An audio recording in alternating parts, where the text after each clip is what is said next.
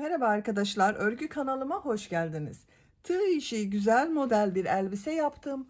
Bugün bunun anlatımını sizlerle paylaşmak istiyorum. Elbisemiz bakın çok güzel arkadaşlar. Ben bugün sarı renk ile bu elbiseyi yaptım. Siz tercihinize göre her renk ile bu elbise örgüsünü yapabilirsiniz. Bakın çok güzel ve kullanışlı bir elbise. Arkadan düğmeli yaptım. Şu şekilde bakın düğmeli yaptım. Elbise örgüsüne yapacak olduğunuz çocuğun büyüklüğüne göre bel örgüsünü yaparak başlıyoruz. İlk önce bu etek bölümünü yapıyoruz. Daha sonra bu gövde bölümünü yapıyoruz. Kol uçlarında fırfırlı yaptım bakın.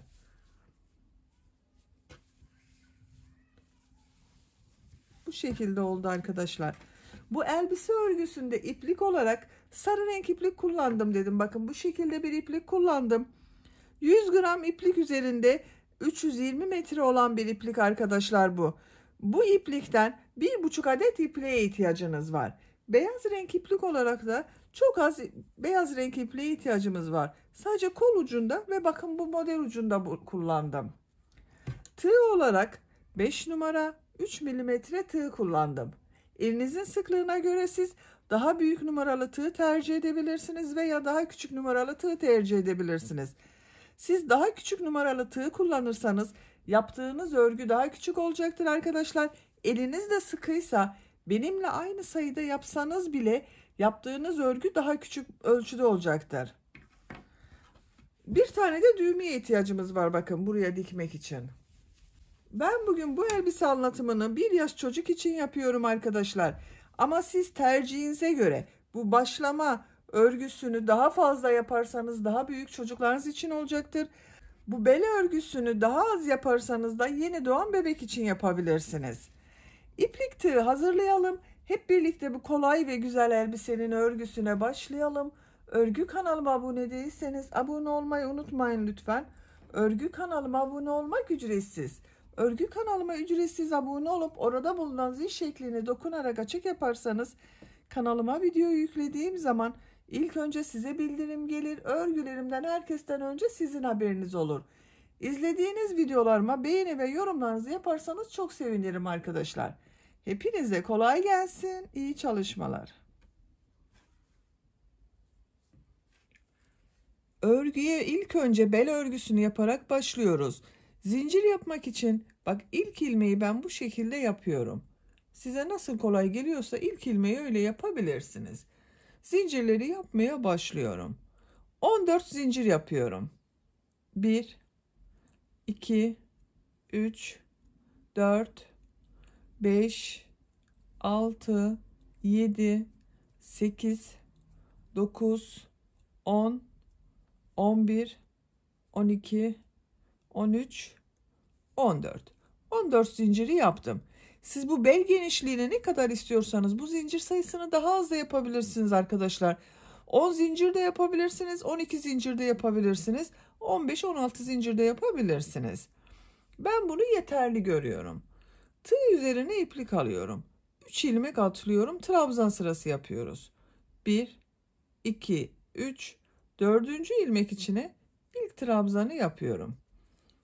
Bak bu 3 ilmek atlayarak yaptığımda bir trabzan oluyor. Tığ üzerine iplik alıyorum. Toplam 10 trabzan yapıyoruz arkadaşlar. Bak. 1 2 3 4 5 6 7 8 9 10. Bak 10 trabzan yaptım.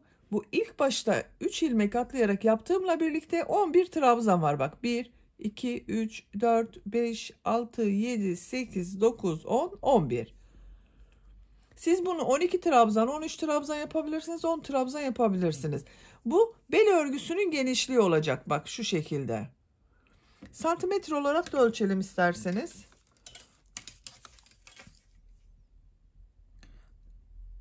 4 santimetre genişlik var. Benim yapacağım için bu 4 santimetre yeterli. 3 zincir yapıyorum. 1, 2, 3. Örgüyü çeviriyorum. Tığ üzerine iplik alıyorum. Bak bu sırada trabzanların üzerine yapmayacağız arkadaşlar. Yine trabzan yapacağız. Bak burada 2 ilmek görünüyor bak. 1, 2, 1, 2. Bu diğer tarafta görünen ilmekten alarak trabzan yapacağız. Bak bu ilk ilmeği atlıyorum. Bu 3 zincir yaptık zaten, bu bir trabzan oluyor. Bak ikinci ilmeği şu şekilde alıyorum. Trabzan yapıyorum. Bak bu da bir trabzan, 2 oldu. 3. Bak şu şekilde. 2 ilmekten ikincisini alıyorum. Diğer tarafta olunan ilmeği. Trabzan yapıyorum. 2 defa da çıkardığım trabzanı yapıyorum.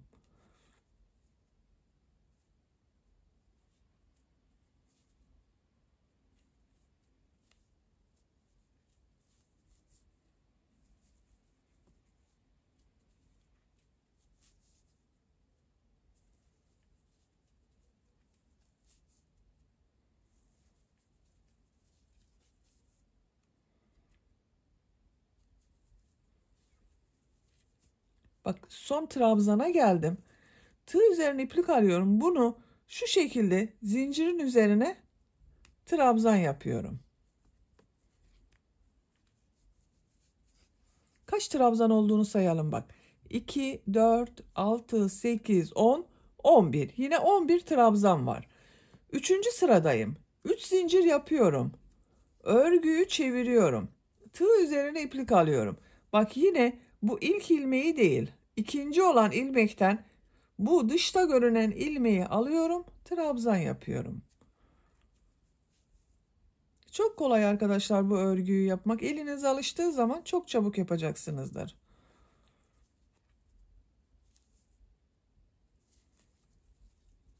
Bak tekrar ediyorum. Şu şekilde yapmıyorum. Burada görünen 2 ilmekten dışta görünen, dış tarafta görünen ilmeği alıyorum. Trabzan yapıyorum.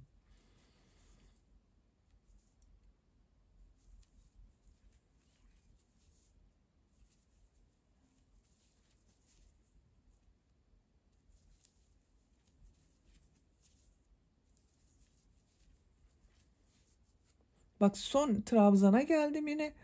Burada bulunan zincir üzerine trabzan yapıyorum.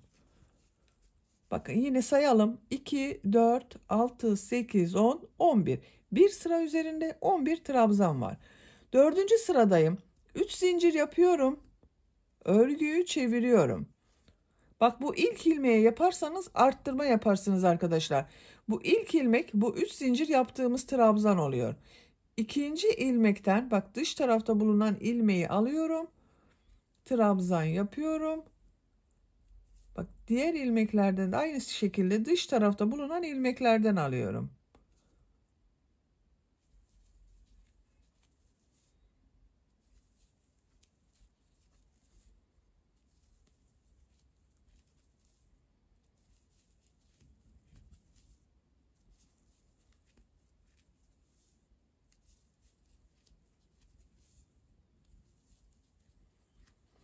Bak sıra sonunu tekrar gösteriyorum. 3 zincir yaparak dönüş yaptım. Son zincirin üzerine trabzan yapıyorum. Boşluktan alarak da yapabilirsiniz onu. Yine bak bu bir sıra üzerinde 11 trabzan var. Diğer tarafın görüntüsü bak böyle, iki tarafta aynı oluyor. Bu örgü arkadaşlar yapacak olduğunuz çocuğun veya kişinin, yetişkinler için de yapabilirsiniz. Bunu çocuklar için de yapabilirsiniz. Bel ölçüsüne göre istediğiniz kadar sıra sayısını tekrarlayarak tamamlayalım. Yapacağım ölçüye kadar bak ben bel örgüsünü tamamladım arkadaşlar. Bu şekilde bir şerit halinde yaptım. Kaç sıra yaptığımı sayıyorum bak. Şu şekilde bak 1, 2, 4, 6, 8, 10, 12, 14, 16, 18, 20, 22, 24, 26, 28, 30, 32, 34, 36, 38, 40, 42, 44, 46, 48, 50, 52, 54, 56, 58, 60 sıra oldu. Bu 60 sıranın kaç santimetre olduğunu ölçüyorum. Sizin elinizin sıklığına ve tığ numaranıza göre bu sayı değişir arkadaşlar, sıra sayısı. Bak ölçüyorum. 41 santimetre. Benim yapacağım ölçü için bu yeterli. Siz bunu 41 santimetre olasıya kadar kaç sıra oluyorsa yapabilirsiniz. Veya daha büyük veya daha küçük çocuklar için yapacaksanız istediğiniz kadar tekrarlayabilirsiniz. Bak ikiye katladığım zaman bu şekilde görüntüsü var. Şimdi bunu iki ucu birleştireceğiz.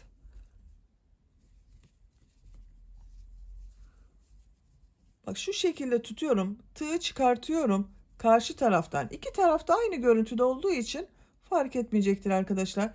Bak bu ilk ilmeğe tığı takıyorum. İlmeği aldım. İçinden çekiyorum.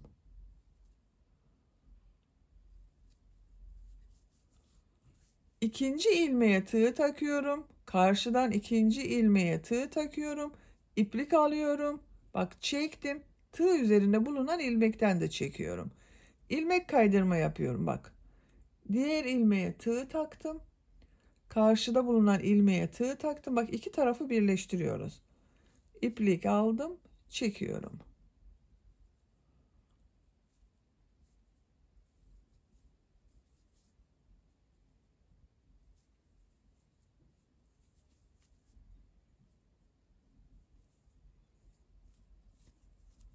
İlmekleri karşılıklı birleştiriyoruz.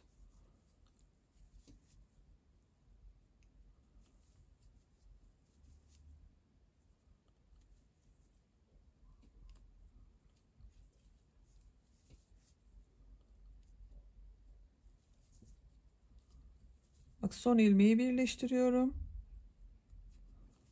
Karşıdan son ilmeğe tığ takıyorum. İplik aldım. İlmek kaydırma yaptım. Bak birleştirme yaptığım yerin görüntüsü böyle. Diğer tarafın bak görüntüsü de bu şekilde. Bakın. Böyle oldu arkadaşlar. Elastik bir görüntüsü var. Bak esniyor. Şimdi bunun çevresinden bir sıra sık iğne yapıyorum. Modeli başlamadan önce bir sıra sık iğne yapıyorum. Bak bir zincir yapıyorum. Bu trabzan dönüş yaptığımız yer var bak. Buraya 2 sık iğne yapıyorum. Diğer trabzan sırasına da 2 sık iğne yapıyorum. Her sıraya 2 sık iğne yapıyorum. Tam denk geliyor. Siz eliniz sıkıysa arada 3 de yapabilirsiniz arkadaşlar.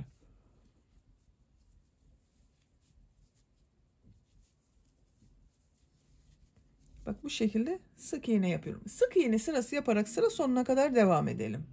Sık iğne yaparak sıra sonuna kadar tamamladım. Bak her trabzan sırasına 2 sık iğne yaptım arkadaşlar. Görüntüsü böyle oldu. Son ilmek ile burada yaptığım ilk ilmeği ilmek kaydırma yaparak sırayı birleştiriyorum. Bakın. Şimdi model yerleştirmeye başlıyorum. 2 zincir yapıyorum. Tığ üzerine iplik alıyorum. Bak aynı ilmek üzerine bir trabzan yapıyorum. Bu 2 zincir yaptığımda bir trabzan. Bak 2 trabzan oldu. 2 zincir yapıyorum. Tığ üzerine iplik alıyorum. Aynı ilmek içine 2 trabzan yapıyorum. 2 trabzan, 2 zincir, 2 trabzan yapmış oluyoruz. Bak 2 trabzan, 2 zincir, 2 trabzan oldu. Tığ üzerine iplik alıyorum. 2 ilmek atlıyorum. Bak 3. ilmeğe popcorn modeli yapıyorum arkadaşlar. Bak şu şekilde tığ ilmeğe taktım, iplik aldım, çektim. Bak uzatıyorum. Çıkarmıyorum, bekletiyorum. Tekrar tığ üzerine iplik doluyorum. 4 defa yapıyorum. Bak 1 2 3 4. Bak 4 defa bu şekilde iplik doladım, ilmek aldım, çektim. Tığ üzerinde kaç ilmek olduğuna bakalım. 2 4 6 8 9 ilmek var. Tığ üzerine iplik alıyorum. Bak bu 8 ilmekten çıkartıyorum. Son ilmek duruyor. Tekrar iplik alıyorum. Üçünün içinden bir defa da çekiyorum bak. Bir sonraki modelde tekrar gösteririz arkadaşlar. Bak tığ üzerine iplik alıyorum. 2 ilmek atlıyorum.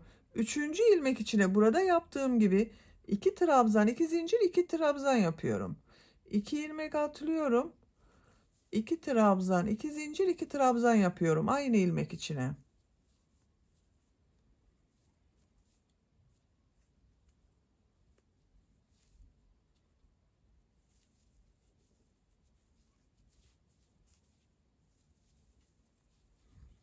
Bak 2 trabzan, 2 zincir, 2 trabzan yaptım. Şimdi popcorn modeli yapacağız. Tığ üzerine iplik alıyorum. 2 ilmek atlıyorum.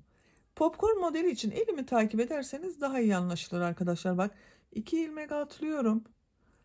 Tığ ilmeğe taktım. İplik aldım. Uzatıyorum. Bak tığ üzerinde 3 ilmek var. Bekletiyorum. Çıkarmıyorum. Tekrar tığ üzerine iplik doluyorum. İlmek aldım. Bak. Tığ üzerinde 5 ilmek var. 2 oldu. Tığ üzerine iplik alıyorum. İplik aldım. 3. Tekrar bak tığ üzerine iplik alıyorum. İlmek aldım. Çıkardım. 4 oldu. 4 defa yapıyoruz aynı işlemi. Şu şekilde içinden çektim. Bak. Bu şekilde oldu arkadaşlar. Tığ üzerine iplik alıyorum. 2 ilmek atlıyorum. Üçüncü ilmeğe 2 trabzan, 2 zincir, 2 trabzan yapıyorum.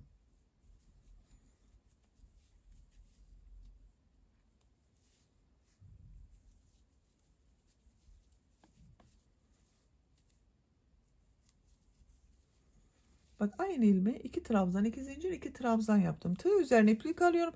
Tekrar şu popcorn modelini yapıyoruz. 2 ilmek atlıyorum. 1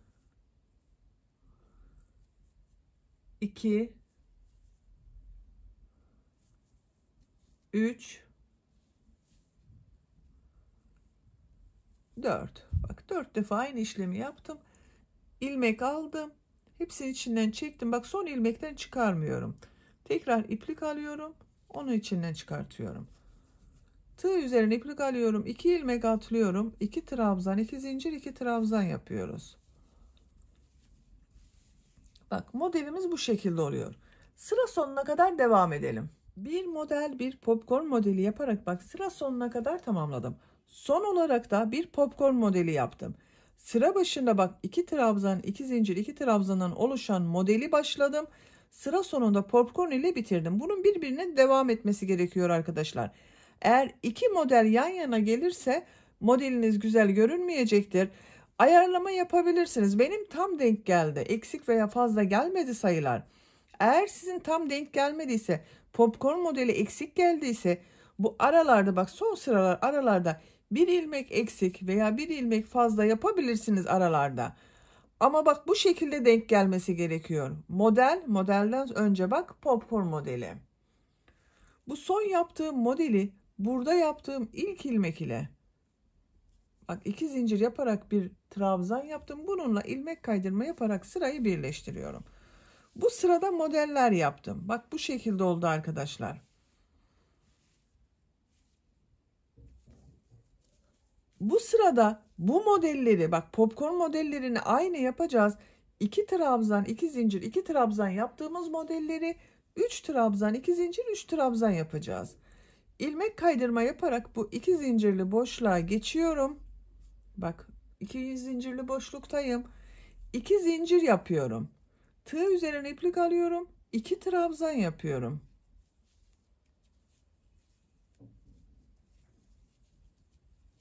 İki zincirle birlikte 3 trabzan oldu. 2 zincir yapıyorum.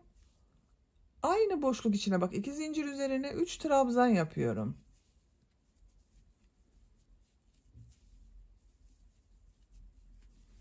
Üç trabzan, 2 zincir, 3 trabzan oldu. Tığ üzerine iplik alıyorum. Bak bu popcorn modelinin üzerinde bulunan ilmek var. Bunun üzerine popcorn modeli yapıyorum. Yine 4 defada yaptığım popcorn modelini yapıyorum. 3 4. Tığ üzerine iplik alıyorum. Bu 2 zincirli boşluğa 3 trabzan, 2 zincir, 3 trabzan yapıyorum.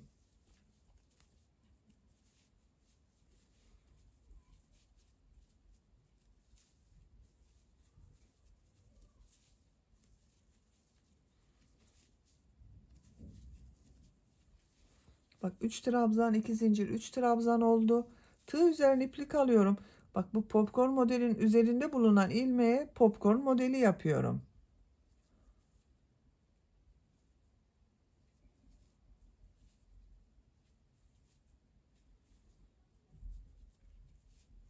Tığ üzerine iplik alıyorum. Bu model ortasına 3 trabzan, 2 zincir, 3 trabzan yapıyorum.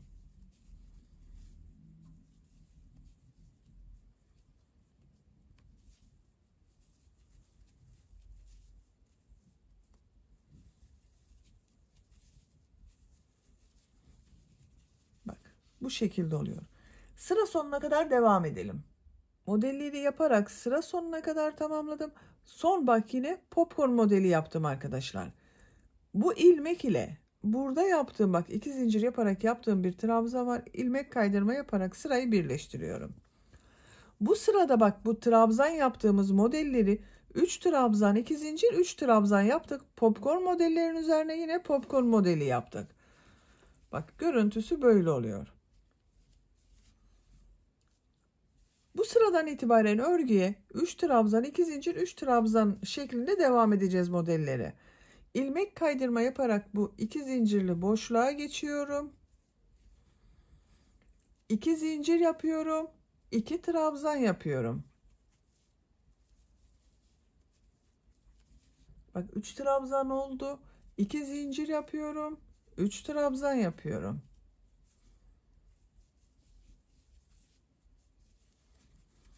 Üç trabzan, 2 zincir, 3 trabzan. Tığ üzerine iplik alıyorum. Bu popcorn modelinin üzerinde bulunan bak bu ilmeğe popcorn modeli yapıyorum.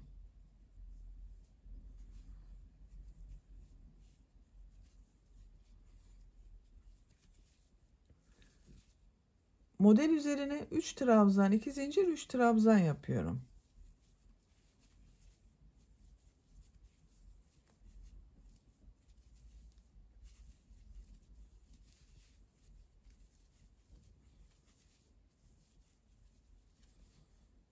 Tığ üzerine iplik alıyorum. Popcorn modelin üzerine popcorn modeli yapıyorum.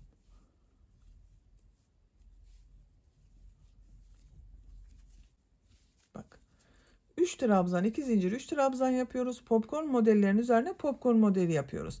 Sıra sonuna kadar devam edelim. İlmek kaydırma yapalım. Bak birleştirelim. Buraya da ilmek kaydırma yapalım. Yine 3 trabzan, 2 zincir, 3 trabzan yapalım. Popcornların üzerine popcorn modeli yapalım. Etek örgüsü bu şekilde devam edecek arkadaşlar. Etek örgüsünü model sırasını tekrarlayarak 10 sıra yaptım.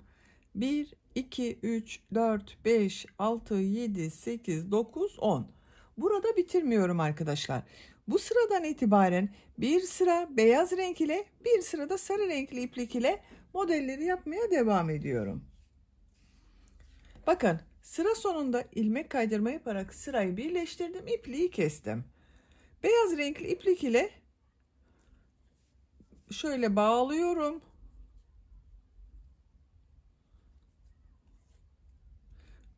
Bu 2 zincirli boşluktan ilmek yapıyorum. 2 zincir yapıyorum. Tığ üzerine iplik alıyorum.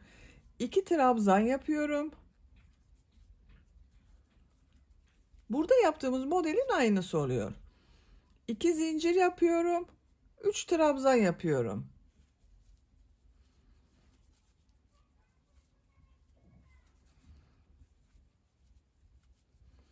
Bakın arkadaşlar, bu 2 zincir yaptığımızla birlikte 3 trabzan, 2 zincir, 3 trabzan oldu. Tığ üzerine iplik alıyorum. Popcorn modelinin üzerine popcorn modeli yapıyorum.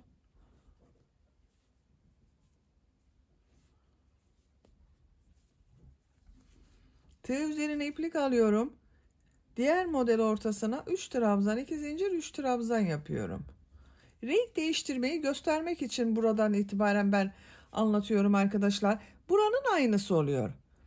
Sıra sonuna kadar devam edelim. Sıra sonunda ilmek kaydırma yapalım, birleştirelim. Sarı renkli iplik ile devam edelim.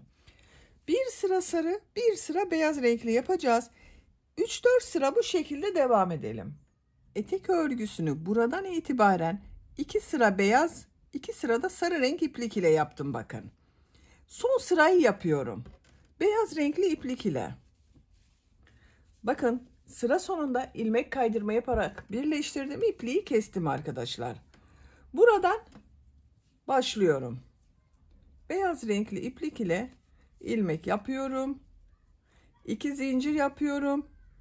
Bu ilmekler üzerine trabzan yapıyorum. Trabzan sırası yapıyorum bu sırada arkadaşlar. Her ilmek üzerine bir trabzan yapıyorum. Bu model ortasında bulunan 2 zincirli boşluğa ve bu popcorn modelin üzerinde bulunan ilmeğe 3 trabzan yapıyorum. Bakın buraya 3 trabzan yapıyorum. Dalgalı bir görüntü elde etmek istiyorum arkadaşlar. Bakın onun için buralarda fazla trabzan yapıyorum. Bu ilmekler üzerine trabzan yapıyorum.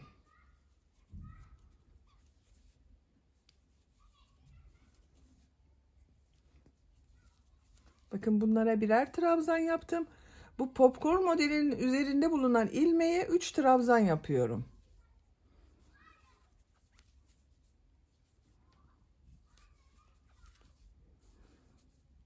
Birer trabzan yapıyorum.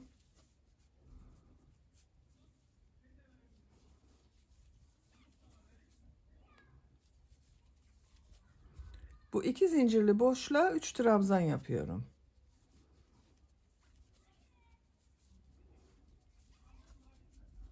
Diğer ilmeklere bir trabzan yapıyorum.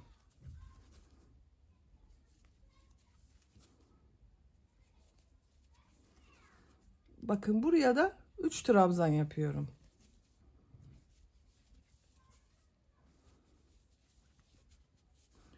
Görüntü böyle. Sıra sonuna kadar devam edelim. Sıra sonuna kadar tamamladım. Bakın son popcorn modelinin üzerine de 3 trabzan yaptım. İlk yaptığım bu ilmek ile ilmek kaydırma yaparak sırayı birleştiriyorum. İpliği kesiyorum. Böylece etek örgüsünü bitirdim.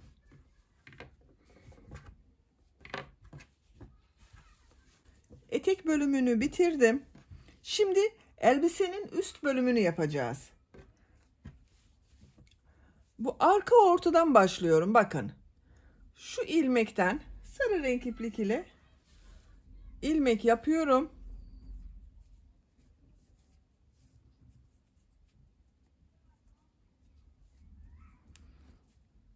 Bakın şu şekilde ilmek yaptım. Tığ üzerine iplik alıyorum. Trabzan sırası yapıyorum. Bu bel örgüsünde yaptığım bakın trabzan sıraları var. Her trabzan sırasına 2 trabzan yaparsam güzel denk geliyor. Bakın 1 2. Diğer trabzan üzerine de 2 trabzan yapıyorum.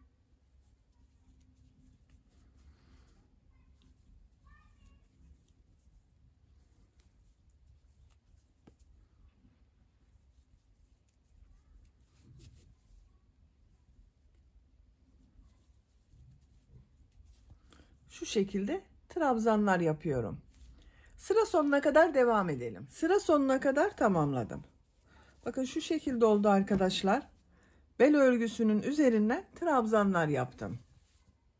Buradaki örgünün aynısını yapacağız bakın. Bir zincir yapıyorum. Örgüyü çeviriyorum. Tığ üzerine iplik alıyorum. Bu ilk ilmeği bakın şu şekilde almıyorum yine. Bu bel örgüsünde yaptığım gibi tek ilmekten alarak trabzan yapıyorum. Tığ üzerine iplik alıyorum. İlmekten trabzan yapıyorum. Tığ üzerine iplik alıyorum. Dış ilmekten alarak trabzan yapıyorum.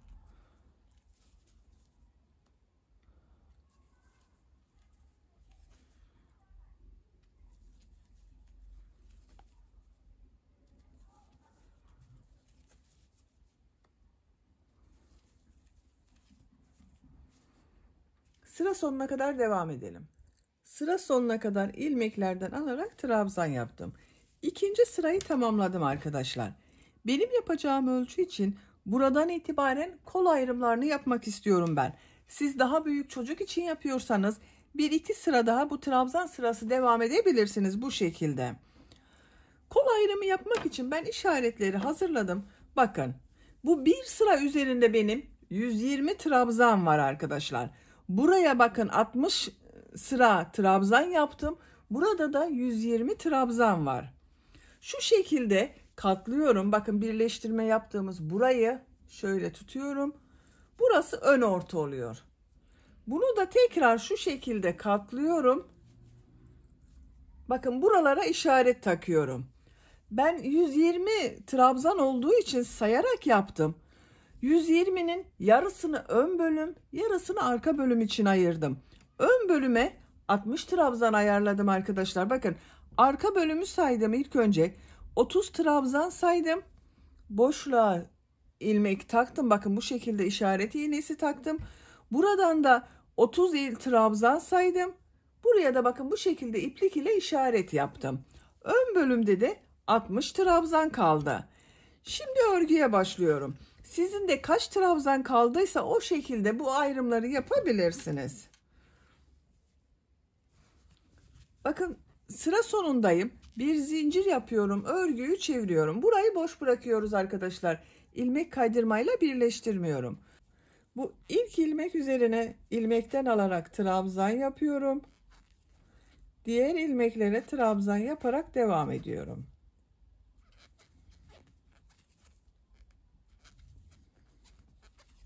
Bakın arkadaşlar, burada kesme yapmayacağız.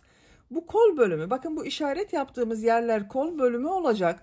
Kol kesmesi yapacağız burada. 3 ilmeği keseceğiz. Diğer ilmeklerden kesmeler yaparak 1-2 tane kesme yapacağız arkadaşlar. Bu işaretten önce 5 ilmek kalasıya kadar trabzanları yapalım. Bu işaretten önce 5 ilmek kalasıya kadar trabzanları yaptım. 1, 2, 3, 4, 5. Tığ üzerine iplik alıyorum. Bu 2 ilmeği birlikte yaparak kesme yapıyorum. Bakın, tığ ilmeğe taktım, iplik aldım. Tığ üzerinde 3 ilmek var. 2 ilmekten çekiyorum. Bekletiyorum. Tekrar tığ üzerine iplik alıyorum. Bu ilmeğe tığ takıyorum. İplik aldım. Tığ üzerinde 4 ilmek var. 2 ilmekten çekiyorum. 3 ilmek var. 3 ilmek içinden bir defa da çekiyorum. Bakın, 2 ilmek tek ilmek oldu. Burada 3 ilmek boş kaldı. Bakın, işaretten önce. Bir zincir yapıyorum. Örgüyü çeviriyorum. Sıra başında da bu ilmeği atlayarak kesme yapıyorum arkadaşlar. Tığ üzerine iplik alıyorum. Bu ilk ilmeği atlıyorum. İkinci ilmeğe trabzan yapıyorum. Diğer ilmeklere trabzan yaparak devam ediyorum. Bakın, burada atlama yaparak kesme yaptım. Sıra sonuna kadar devam edelim. Sıra sonuna kadar tamamladım. Bir zincir yapıyorum. Örgüyü çeviriyorum. Tığ üzerine iplik alıyorum. İlk ilmek üzerine trabzan yapıyorum. Diğer ilmeklere trabzan yaparak devam ediyorum. Sıra sonuna kadar devam edelim. Kesme yapmadan sıra sonuna kadar tamamladım. Bakın, sıra sonunda kesme yapmadım bu sırada arkadaşlar. Bir zincir yapıyorum. Örgüyü çeviriyorum. Bakın, yine kesme yapmıyorum. İlk ilmek üzerine trabzan yapıyorum. Diğer ilmeklere trabzan yaparak devam ediyorum.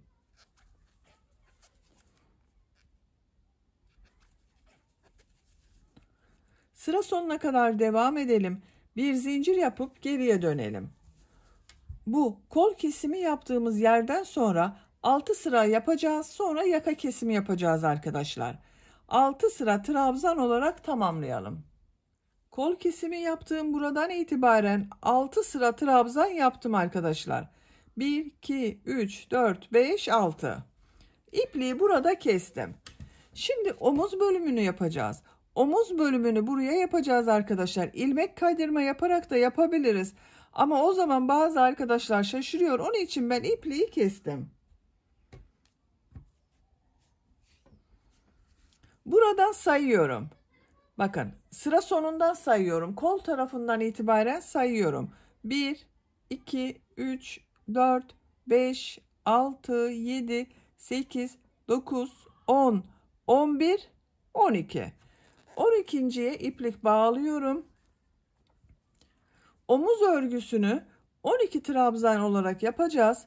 Buradan bir ilmek yapıyorum. Bir zincir yapıyorum.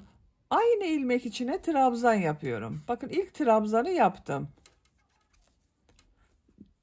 Diğer ilmekleri şu şekilde ilmekten alarak yapıyorum.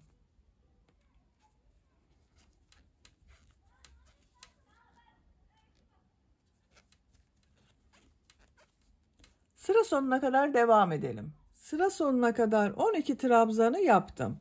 Bir zincir yapıyorum, örgüyü çeviriyorum. İlk ilmek üzerine trabzan yapıyorum. Diğer ilmekleri trabzan yaparak devam ediyorum. Sıra sonuna kadar devam edelim. Sıra sonuna kadar tamamladım. Bir zincir yapıyorum, örgüyü çeviriyorum. İlk ilmek üzerine trabzan yapıyorum. Diğer ilmekleri trabzan yaparak devam ediyorum. Bakın arkadaşlar. Örgü bu 12 trabzan ile devam edecek. Bu 12 trabzan ile 7 sıra olarak tamamlayalım. Omuz bölümünü 7 sıra olarak tamamladım. 1, 2, 3, 4, 5, 6, 7. Bakın arkadaşlar bu şekilde oldu. Şimdi diğer arka bölümü yapacağız. Bakın burayı yapacağız. Diğer arka bölüme bu işaret yaptığım, bakın kol tarafından başlıyorum.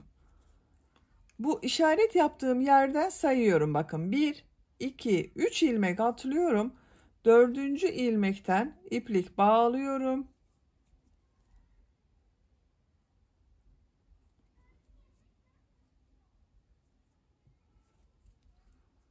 Buradan bir ilmek yapıyorum. Bir zincir yaptım, sağlamlaştırdım. Tığ üzerine iplik alıyorum. Bu ilk ilmeği atlıyorum, bakın buna trabzan yapmıyorum. İkinci ilmeğe trabzan yapıyorum.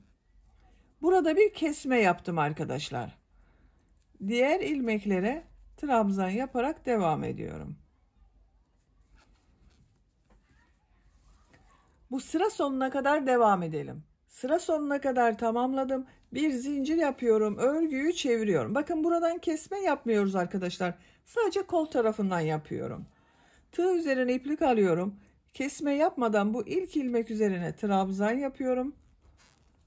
Diğer ilmeklere trabzan yaparak devam ediyorum.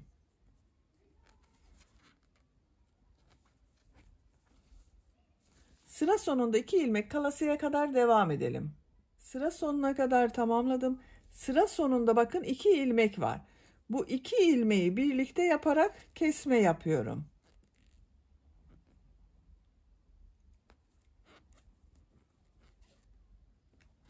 Bakın tek ilmek yaptım. Bir zincir yapıyorum. Örgüyü çeviriyorum. Tığ üzerine iplik alıyorum. Bu ilk ilmeği atlıyorum. Kesme oluyor. İkinci ilmekten trabzan yapıyorum. Diğer ilmeklere trabzan yaparak devam ediyorum. Bu son kesme artık arkadaşlar. Başka kesme yapmayacağız. Sıra sonuna kadar devam edelim. Bir zincir yapıp geriye dönelim. Kesme yapmadan son ilmeğe kadar tamamlayalım. Sıra sonuna kadar tamamladım. Bir zincir yaptım, geriye döndüm. Bakın burada artık kesme yapmadım. Son ilmeğe de trabzan yaptım arkadaşlar. Artık bu şekilde devam edecek. Bir zincir yapıyorum, örgüyü çeviriyorum. İlk ilmek üzerine trabzan yapıyorum. Diğer ilmekleri de trabzan yapıyorum. Bakın kesme yapmadım burada artık. Bakın kol tarafı kesme yapmadan düz devam ettim.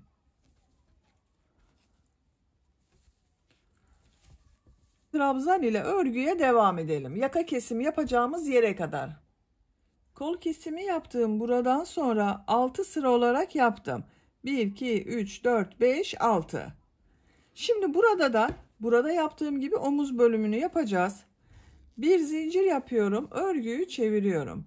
İlk ilmek üzerine bak ilmekten alarak trabzan yapıyorum. 12 trabzan yapıyorum. 12 trabzanı yapalım. 12 trabzanı yaptım. Bir zincir yapıyorum, örgüyü çeviriyorum. İlmekten alıyorum, trabzan yapıyorum.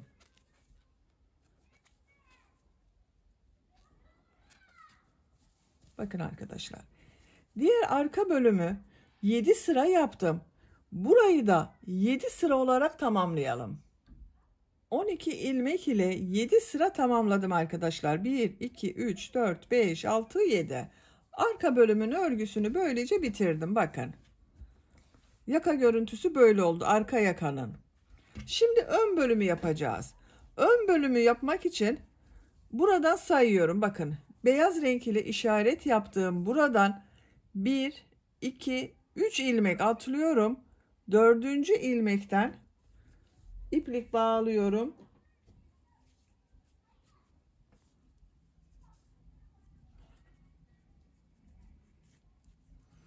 Buradan bir ilmek yapıyorum.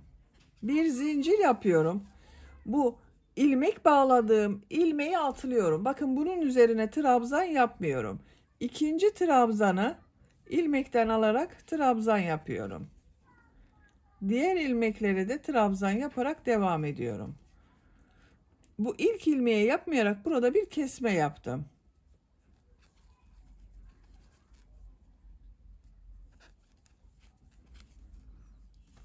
Bu diğer işaret yaptığım bakın burada 5 ilmek kalasıya kadar trabzan yaparak devam edelim. Sıra sonunda 5 ilmek kalasıya kadar trabzanı yaptım.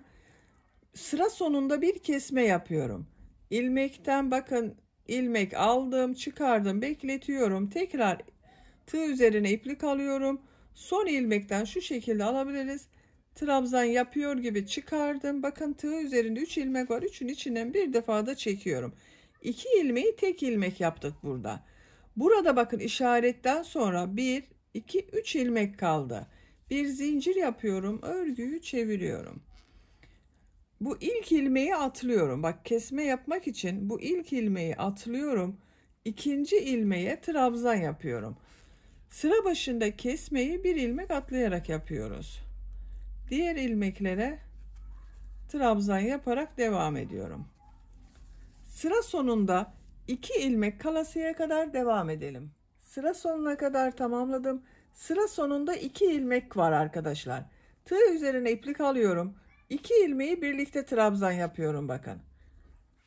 Çıkardım, bekletiyorum. Son ilmekten de trabzan yapıyor gibi yaptım. İkisini birlikte bakın yaptım, kesme yaptım. Bir ilmek oluştu burada. Bir zincir yapıyorum, örgüyü çeviriyorum. Artık kesme yapmıyorum. Bu sayı ile örgüye devam ediyorum. İlk ilmek üzerine bakın trabzan yapıyorum. Atlama yapmadım, kesme yapmıyorum. Diğer ilmeklere trabzan yaparak devam ediyorum. Sıra sonuna kadar devam edelim. Sıra sonuna kadar tamamladım. Sıra sonunda kesme yapmadım bakın arkadaşlar. Bu bir sıra üzerinde 50 trabzan var. Bir zincir yapıyorum, örgüyü çeviriyorum. İlk ilmek üzerine trabzan yapıyorum. Diğer ilmekleri bakın ilmeklerden alarak trabzan yapıyorum, devam ediyorum.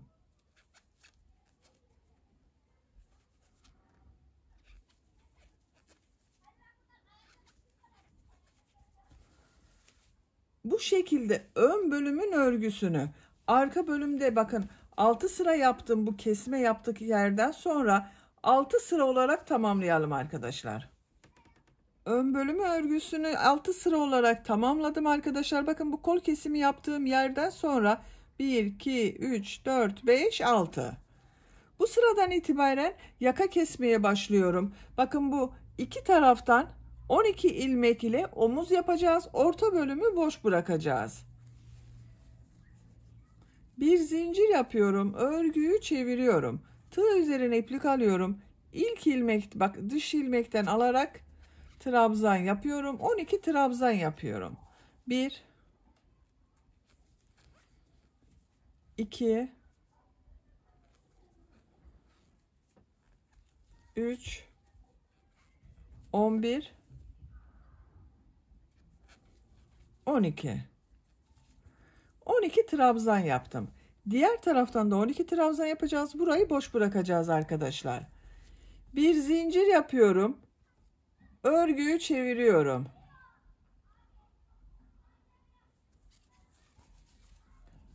İlk ilmekten trabzan yapıyorum.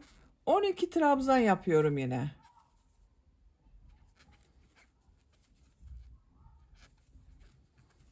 Sıra sonuna kadar devam edelim. Sıra sonuna kadar yaptım. Bir zincir yapıyorum, örgüyü çeviriyorum.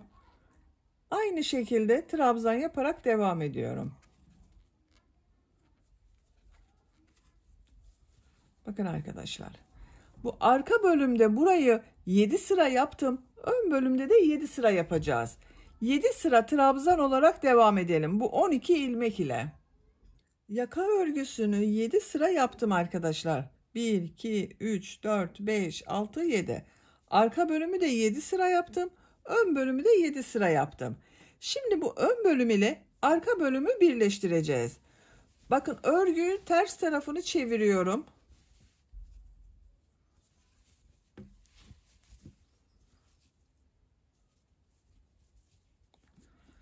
Bu ilk ilmeğe tığ takıyorum.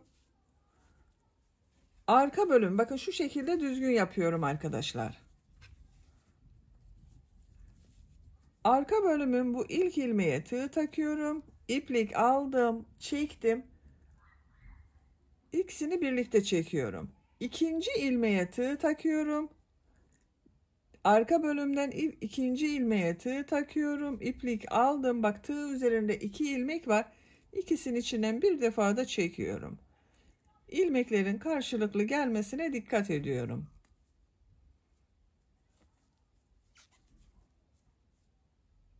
Sıra sonuna kadar devam edelim. Sıra sonuna kadar ön ve arka bölümü birleştirdim. İpliği kestim arkadaşlar. İçinden çektim. Bakın sağlamlaştırdım. Görüntü ters tarafının böyle bak. Örgüyü çeviriyorum. Düz tarafına bakalım. Düz tarafın bakın görüntüsü böyle. Şimdi ön bölümün diğer omuzunu yapalım. Burada sayıyorum. Bunu 12 trabzan yaptım. Buradan sayıyorum bakın. 1, 2, 3, 4, 5, 6, 7, 8, 9, 10, 11, 12. Buradan iplik bağlıyorum. İlmek yapıyorum. Tığ üzerine iplik alıyorum. Aynı ilmek içine bir trabzan yapıyorum. 12 trabzan yapıyorum.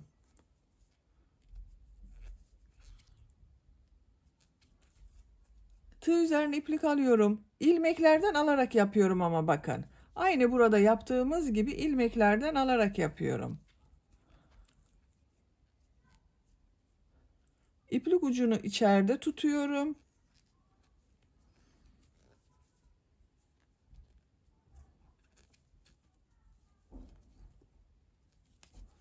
Son ilmeği şu şekilde trabzan yapıyorum. 12 trabzanı yaptım. Bir zincir yapıyorum. Örgüyü çeviriyorum. İlk ilmeği bakın ilmekten alarak trabzan yapıyorum. Diğer ilmekleri de trabzan yaparak devam ediyorum.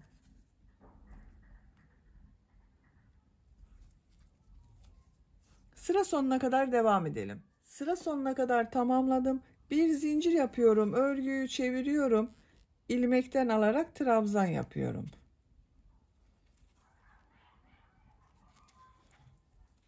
Bakın arkadaşlar.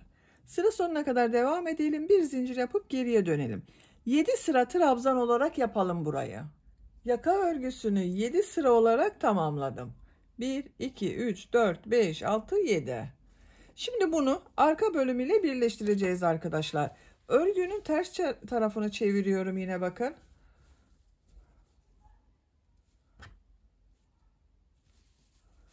Bu ilk ilmeğe tığ takıyorum. Aynı diğer omuzu yaptığımız gibi. Karşıdan ilk ilmeğe tığ takıyorum. Sık iğne yapıyorum.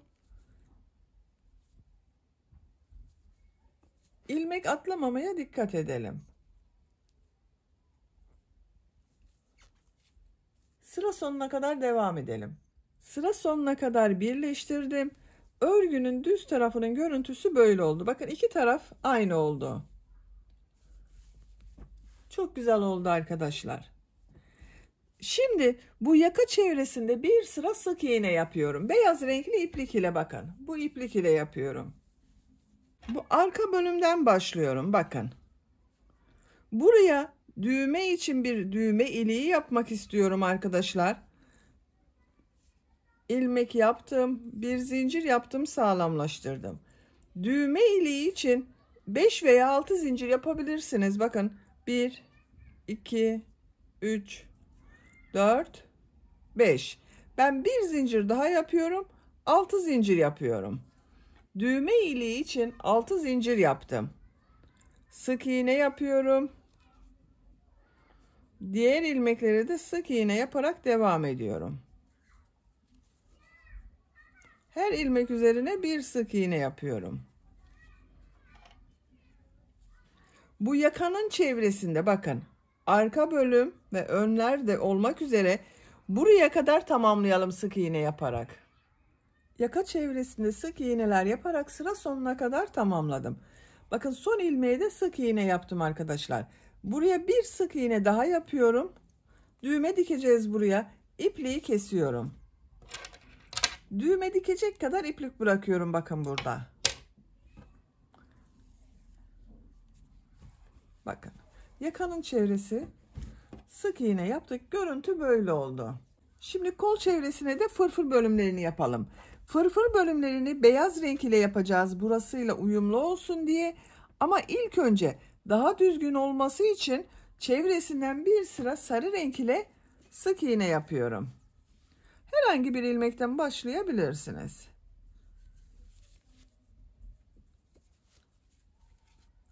Sık iğne yapıyorum.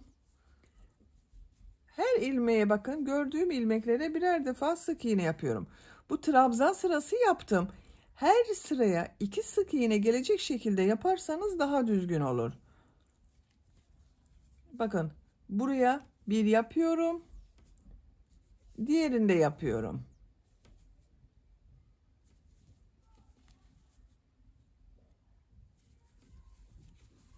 Şu şekilde sık iğneler yapıyoruz. Sıra sonuna kadar devam edelim. Sık iğne yaparak sıra sonuna kadar tamamladım. Son yaptığım ilmeği ilk ilmekle ilmek kaydırma yaparak sırayı birleştiriyorum. İpliği kesiyorum.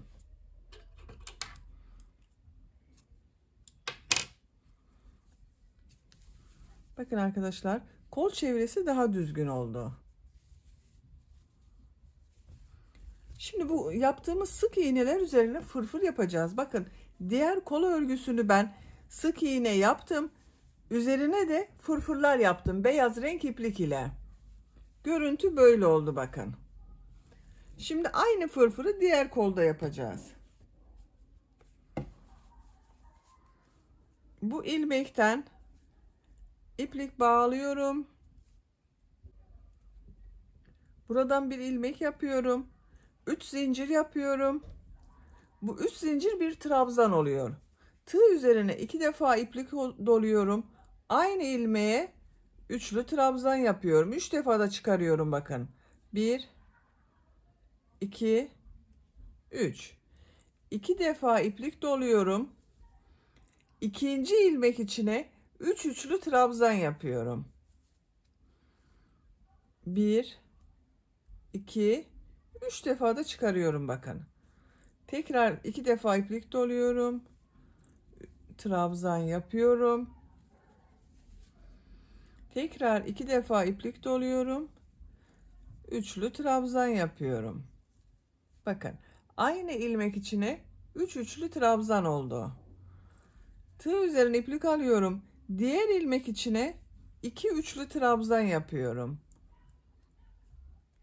1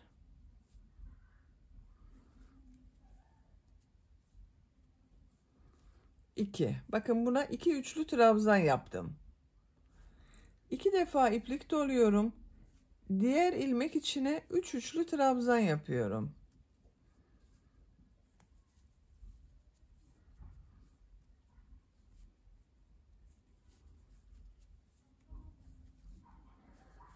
Bu şekilde bir ilmeğe 3 üçlü trabzan yapıyorum.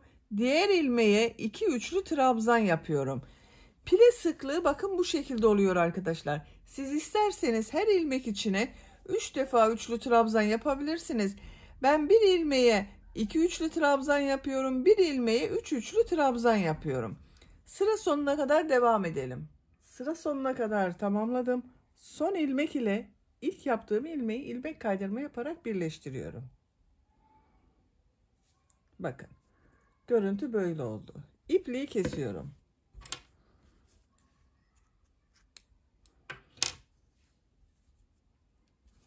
Bakın arkadaşlar, kol örgüsü böyle oldu. Diğer kol örgüsünde siz benim yaptığım gibi yapabilirsiniz arkadaşlar. Böylece elbisenin örgüsünü bitirdim. Bakın arka görüntüsü böyle. Buraya bir tane düğme dikeceğiz. Şu şekilde kullanacağız. Çok güzel bir elbise oldu gördüğünüz gibi. Bitmiş olarak size ölçülerini söylüyorum. Kol altından gövde genişliğini ölçüyorum.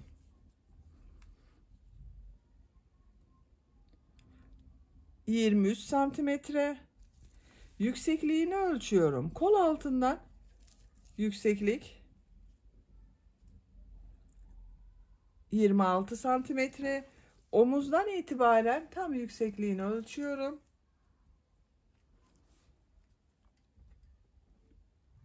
36 santimetre. Bugün ben bu elbiseyi 1 yaş bebek ölçüsünde yaptım arkadaşlar. Bu şekilde oldu. Örgü anlatımının da sonuna gelmiş olduk. Beni dinlediğiniz ve izlediğiniz için hepinize çok teşekkür ederim. Örgü kanalıma abone değilseniz abone olmayı unutmayın lütfen. Örgü kanalıma abone olmak ücretsiz. Örgü kanalıma ücretsiz abone olup orada bulunan zil şeklini dokunarak açık yaparsanız kanalıma video yüklediğim zaman ilk önce size bildirim gelir. Örgülerimden herkesten önce sizin haberiniz olur. İzlediğiniz videolarıma beğeni ve yorumlarınızı yaparsanız çok sevinirim arkadaşlar. Sizlerle yeni örgülerde görüşmek dileğiyle. Hoşça kalın, sevgiyle kalın.